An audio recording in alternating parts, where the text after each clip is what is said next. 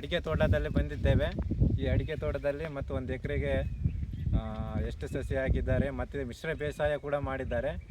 ಇದರ ಬಗ್ಗೆ ಸ್ವಲ್ಪ ಮಾಹಿತಿ ತಿಳಿಯೋಣ. ಹೊಲದ ಮಾಲೀಕರು ಗೋಪಾಲ್ರವರು ಅಂತೇಳಿ ಕೇಳೋಣ ಬನ್ನಿ.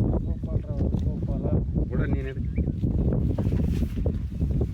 ಹಲೋ ಕಾಕ, ಈ ಅಡಿಕೆ 1 ಎಕರೆಗೆ ಎಷ್ಟು ಗಿಡಗಳು ಹಾಕಿದ್ದೀರಿ? 650 ಗಿಡ ಹಾಕಿವಪ್ಪ. 650 ಗಿಡ. ಯಾರು ನಿಮಗೆ ಈ ಗಿಡ ಈ ಥರ ಅಡಿಕೆ ತೋಟ ಬೆಳಿಬೇಕಂತೇಳಿ? ಇಲ್ಲೇ ಹೊಸಪೇಟೆಯಲ್ಲಿ ಸಂಡೂರತ್ತ ಇಷ್ಟು ಬೆಳೆದಿನಿ, ಇಷ್ಟು ಆಗ್ತದೆ 1 ಎಕರೆಗೆ ಅಂತಂದು ಹೇಳ್ದೆ. ಸಂಡೂರಲ್ಲಿ?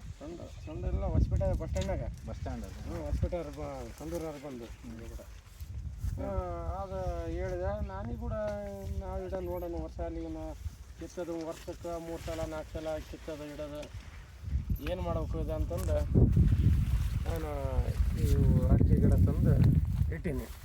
ಓಕೆ. ಮತ್ತು ಈ ಅಡಿಕೆ ತೋಟದಲ್ಲಿ ಕೂಡ ಈಗ ಹತ್ತಿ ಬೆಳೆದಿದ್ದೀರಿ? ಹತ್ತಿ ಬೆಳೆದಿದೆ.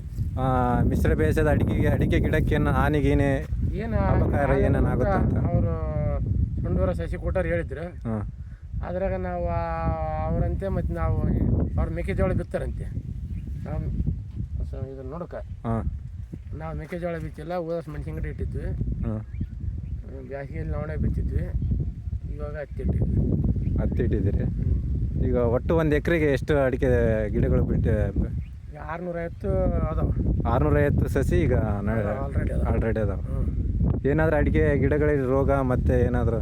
ಅಲ್ಲಿಂದ ಗಿಡಕ್ಕೆ ಮಚ್ಚೆ ಬಂದವ. ಮಚ್ಚೆ ರೋಗ?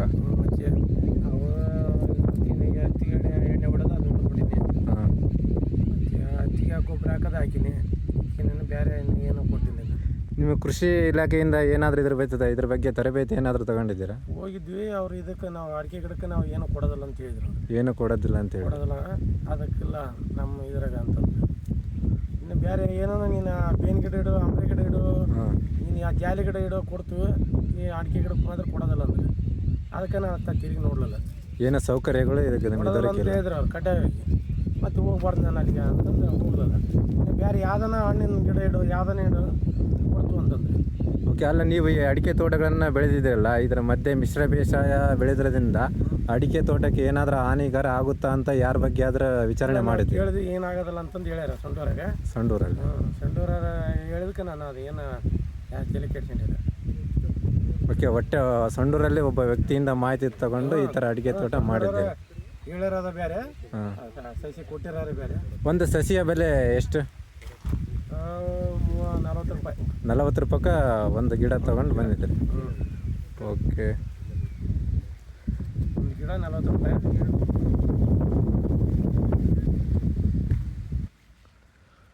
ನೋಡಿ ಗೆಳೆಯರೇ, ಅಡಿಕೆ ತೋಟದಲ್ಲಿ ಮಿಶ್ರ ಬೇಸಾಯದೊಂದಿಗೆ ಇವ ರೈತರು ಅವರ ಮಗನ ಸಪೋರ್ಟ್ ಕೂಡ ಇದೆ ಇದಕ್ಕೆ. ಕೇಳೋಣ 1 ಎಕರೆ ಜಮೀನಿಗೆ ಇದುವರೆಗೆ ಎಷ್ಟು ಖರ್ಚು ಬಂದಿದೆ ಏನಂತ. ಖರ್ಚು ಒಂದು ಕನಿಷ್ಠ ಅಲ್ಲಿ ಒಂದು 80,000 ಲಕ್ಷ ಬಂದತ್ತಪ್ಪ. 1 ಲಕ್ಷದವರೆಗೆ ಬಂದಿದ್ದಿಲ್ಲ 1 ವರ್ಷಕ್ಕೆ? ಓಕೆ. ಮತ್ತು ಯಾವ ಥರ ಔಷಧಿ ಏನೇನ ಯಾರ ಜೊತೆ ಯಾರ ಹತ್ರ ಮಾಹಿತಿ? ಹೊಡಿಬೇಡ ಅಂತಂದು ಹೇಳಿದಾರೆ ಸಂಡೂರವರು.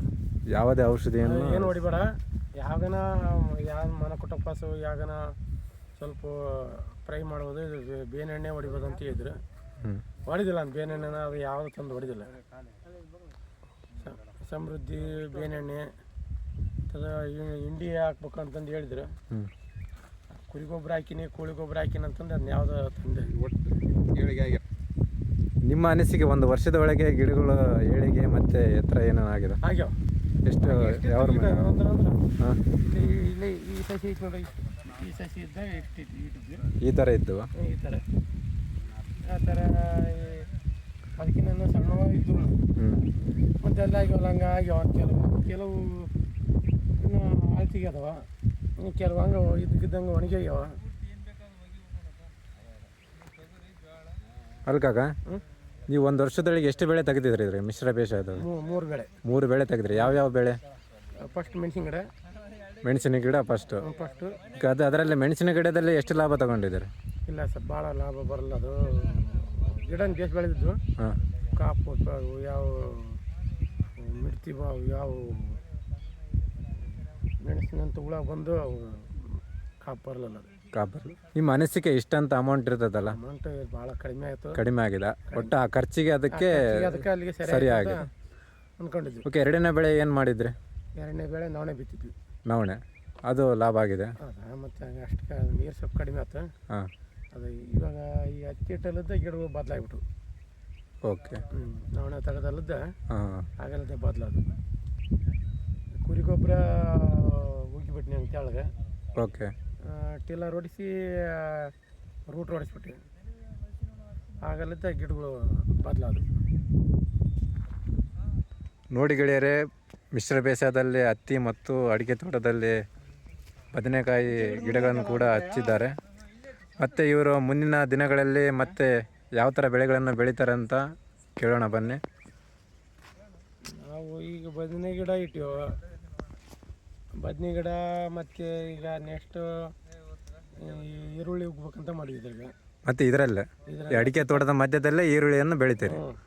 ಓಕೆ, ಮತ್ತು ಇನ್ನು ಮುನ್ನ ಇದೇ ಅಡಿಕೆ ತೋಟ ಯಾವ ರೀತಿ ಪ್ಲ್ಯಾನ್ ಮಾಡಿದ್ದೀರಿ? ಮತ್ತು ಮುಂದಿನ ದಿನಗಳಲ್ಲಿ ಮತ್ತೆ ಯಾವುದನ್ನು ಪ್ಲ್ಯಾನ್ ಏನಾದರೂ ಇದೆಯಾ ನಿಮ್ಮ? ಇಲ್ಲ, ಈಗ ಸದ್ಯ ಈಗ ಗಳೆವು ತಿರುಗಾಡ ತಕನ ಮಾಡೋದು. ಆಮೇಲೆ ಬೇರೆ ಬೇರೆ ಏನಾನ ಟೊಮಾಟೆ ಮತ್ತು ಮೆಣಸಿನ ಗಿಡ ಇಡ್ಬೋದು. ಮತ್ತೆ ಈಗ ಒಂದು 100 ಗಿಡ ಅಲ್ಲೇ ಮಲ್ಲಿಗೆ ತರಿಸ್ತೀವಿ ತಂದು. ಈಗ ಅಲ್ಲೇ ಇಡ್ಬೇಕು. ಈಗ ಸ್ವಲ್ಪ ಹತ್ತಿ ತಗೊಂಡ ಮೇಲೆ ಇಡಬೇಕು ಒಂದು 100 ಗಿಡ. 100 ಗಿಡ. ಇನ್ನು ಇವು ಗಂಧದ ಗಿಡ ಇಡ್ಬೇಕು ಅಲ್ಲಿಂದ ಅಲ್ಲಿಂದ. ಗಂಧದ ಗಿಡವನ್ನು ಇಡಬೇಕು. ಗಂಧದ ಗಿಡ ಎಲ್ಲಿ ಯಾವ ಥರ ಸಿಗುತ್ತೆ ನಿಮಗೆ? ಯಾರ ತಲೆನಾದರೂ ಮಾಹಿತಿಯನ್ನು ತಗೊಂಡಿದ್ದೀರಾ? ಹೊಸಪೇಟೆಯಲ್ಲಿ. ಹೊಸಪೇಟೆಯಲ್ಲಿ ಎಲ್ಲಿ ಅಂದರೆ ಅಲ್ಲಿ ಅದು ಯಾವುದಪ್ಪ, ಯಾವ ಕ್ಯಾಂಪ್ ಅಂತಾರಪ್ಪ, ಯಾವುದಂತ ಅರಣ್ಯ ಇಲಾಖೆ ಕುಂಡಪ್ಪ. ಇಲ್ಲೇ ಹೊಸಪೇಟೆ, ವಿಜಯನಗರ ಜಿಲ್ಲೆ ಹೊಸಪೇಟೆ ಹತ್ರ ಅರಣ್ಯ ಇಲಾಖೆ ಹತ್ರ. ಓಕೆ. ಆಲ್ರೆಡಿ ಈಗ ಮಲ್ಲಿಗೆ ಹೂವು ಬರ್ತಾ ಇದೆ. ಬರ್ತಾವೆ ಇನ್ನೂ ಒಂದು 4-5 ದಿವಸದಾಗ. 4-5 ದಿವಸ. ಇದ್ರ ಮಧ್ಯದಲ್ಲಿ ಇಡ್ತೀರಾ ಏನು ಬೇರೆ ಜಮೀನಲ್ಲಿ ಏನಾದರೂ? ಇದ್ರೆ ಬಗಲಾಗ ಅಲ್ಲಿ ಸ್ವಲ್ಪ ಇಡಬೇಕು. ಇದ್ರಾಗ ಒಂದ್ಬಿಟ್ಟು ಒಂದು ಇಡೋಣ ಅಂತ ಅನ್ಕೊಂಡಿವಿ. ಒಂದು ಅಡಿಕೆ ಗಿಡಕ್ಕೆ ಮತ್ತೆ ಏನೋ 10 ಫೀಟು ಈ ಥರ ಮಧ್ಯದಲ್ಲೇ ಗ್ಯಾಪ್ ಬೇಕಂತಾರೆ ನೀವು? 6 ಅಡಿ ಅದು ಮ್ಯಾಕ್ ಹೋಗ್ಬಿಡ್ತದಲ್ಲ. ಹಾಂ, ಇದ್ರೊಳಗೆ ಏನು ಆಗ್ತದಂತ ಅನಿಸ್ತದೆ ನಮಗೆ. ಮತ್ತೆ ಇಡಬೇಕು ಯಾವ್ದು ಅನುಕೂಲ ಆಗ್ತದೆ ಅದೆಲ್ಲ. ನೋಡಿ ಗೆಳೆಯರೇ, ನಮ್ಮ ಚಾನಲ್ ಸಬ್ಸ್ಕ್ರೈಬ್ ಮಾಡಿ ಹಾಗೂ ಲೈಕ್ ಮಾಡಿ, ಶೇರ್ ಮಾಡಿ. ಇದೇ ಥರ ಮುಂದಿನ ವೀಡಿಯೋಗಳಲ್ಲಿ ನಮ್ಮ ಚಾನಲ್ ಮತ್ತೆ ರೈತರ ಬಗ್ಗೆ ಮಾಹಿತಿ ತಿಳಿಸ್ತೇವೆ. 1 ಎಕರೆ ಜಮೀನಿನಲ್ಲಿ ಮತ್ತು ಹತ್ತಿ, ಮಿಶ್ರ ಬೇಸಾಯ, ಅಡಿಕೆ ತೋಟ ಇವನ್ನೆಲ್ಲ ಬೆಳೆದಿದ್ದಾರೆ. ಮತ್ತು ಅವರ ಮಗ ಮತ್ತು ತಂದೆ ಇಬ್ಬರು ಸಪೋರ್ಟಿಂದ ಮಾಡಿದ್ದಾರೆ. ಚೆನ್ನಾಗಾಗಲಿ. ಮತ್ತು ಮುಂದಿನ ದಿನಗಳಲ್ಲಿ ಇನ್ನೂ ಮಲ್ಲಿಗೆ ತೋಟ ಈ ಥರ ಬೆಳೆಯುತ್ತಾರಂತೆ. ಅವ್ರಿಗೆ ಒಳ್ಳೆಯದಾಗಲಿ.